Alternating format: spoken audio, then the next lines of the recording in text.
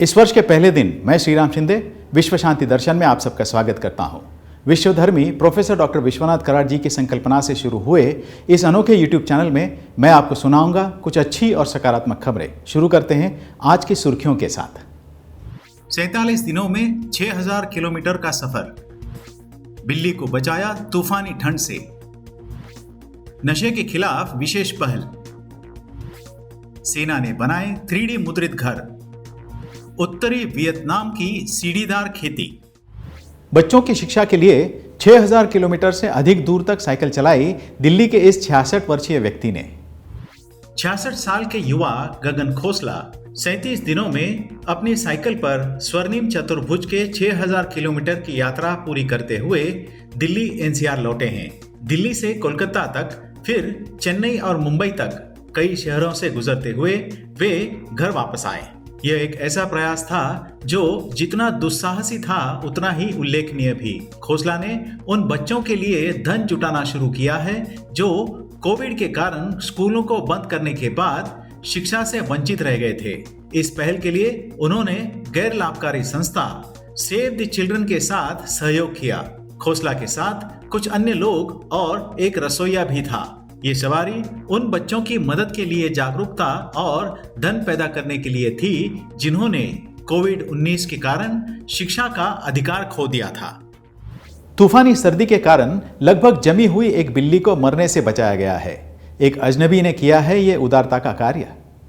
तूफानी सर्दियों में लगभग जमी हुई स्थिति में जमीन पर पड़ी एक बिल्ली को एक अजनबी ने उठाया, उसे नजदीकी अस्पताल ले गए और उसकी जान बचा ली। ठंड इतनी थी कि मदद न मिलने पर वह सुंदर सी बिल्ली जमकर मर जाती। आज वह बिल्ली एलियट उसके बचावकर्ता केली के निगरानी में है। केली जब उसे लेकर अस्पताल पहुंचे तो ठंड के मारे एलियट जम सी गई थी और उसकी आंखें बंद हो गई थीं। पशु चिकित्सक और कर्मचारियों द्वारा जीवन रक्षा के उपचार दिए जाने के बाद एलियट पूर्वावस्था में लौट गई हैं। उसने अपनी आंखें खोली हैं और भूख लगने के कारण वह कुछ खाने को ढूंढ रही है। जाहिर है कि यह बिल्ली बोल नहीं सकती, लेकिन कृतज्ञता उसकी आंखों से झलकती हुई साफ नजर आ रही है। छत्तीसगढ़ पुलिस के निजात अभियान को मिली अंतर्राष्ट्रीय पहचान। सुनते हैं यह खबर विस्तार से। छत्तीसगढ़ पुलिस द्वारा चलाए जा रहे नशा मुक्ति अभियान निजात को संस्थागत श्रेणी में लीडरशिप इन क्राइम प्रिवेंशन के प्रतिष्ठित IACP 2022 पुरस्कार के लिए चुना गया है।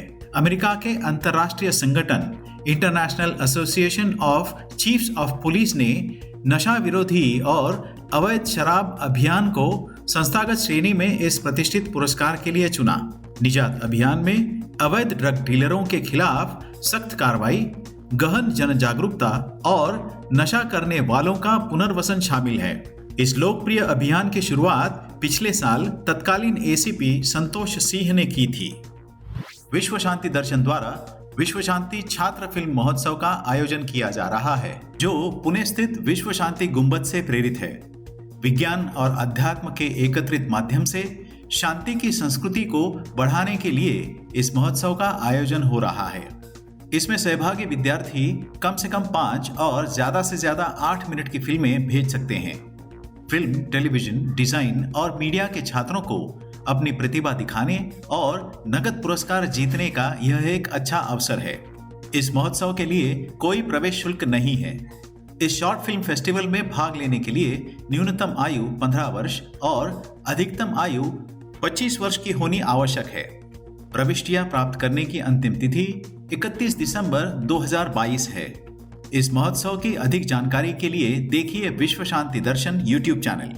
अपनी प्रविष्टियां यहां नीचे दिए गए ईमेल आईडी पर भेजिएगा।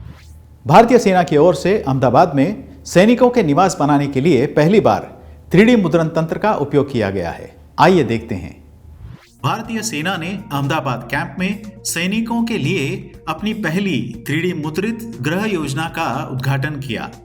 इन आवास इकाइयों का निर्माण मिलिट्री इंजीनियरिंग सर्विसेज द्वारा एक निजी कंपनी के सहयोग से नवीनतम 3D तंत्रज्ञान को शामिल करते हुए किया गया है। गैराज की जगह के साथ साथ 71 वर्ग मीटर की आवासीय इकाई का निर्माण कार्य 3D मुद्रित नींव, दीवारों और स्लैब का उपयोग करके केवल 12 सप्ताह में पूरा किया गया। ये आपदा प्रतिरोधी संरचनाएं जोन 3 भूकंप विनिर्देशों और हरित भवन मानदंडों का अनुपालन करती हैं। इस तरह के 3D मुद्रित घर सशक्त बलों के कर्मियों की बढ़ती आवास आवश्यकताओं का पूरा करने के लिए आधुनिक समय के तेजी से निर्माण प्रयासों के प्रतीक हैं। वियतनाम के पर्वत उनके ढलानों पर बसे सीढ़ीदार खेतों के लिए पर्यटकों को आकर्षित करते हैं। डालते हैं एक नजर। सीढ़ीदार खेतों का इतिहास वियतनाम के उत्तरी पहाड़ों में जातीय समूहों के निवास के इतिहास से जुड़ा है। समतल भूमि की कमी को देखते हुए चावल उगाने वाले किसान सीढ़ी की तरह दिखने वाली पहाड़ी भूमि का उपयोग करते हैं। इन सीढ़ीदार मैदानों की श्रृंखला में कई स्तर होते हैं और प्रत्येक स्तर एक छोटा कृषि क्षेत्र होता है। जितने अधिक स्तर होंगे, खेती की उतनी ही अधिक तकनीकें होंगी।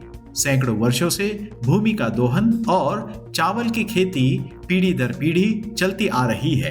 प्रत्येक सीढ़ीदार मैदान पहाड़ी पर एक सुंदर चित्र बनाता है।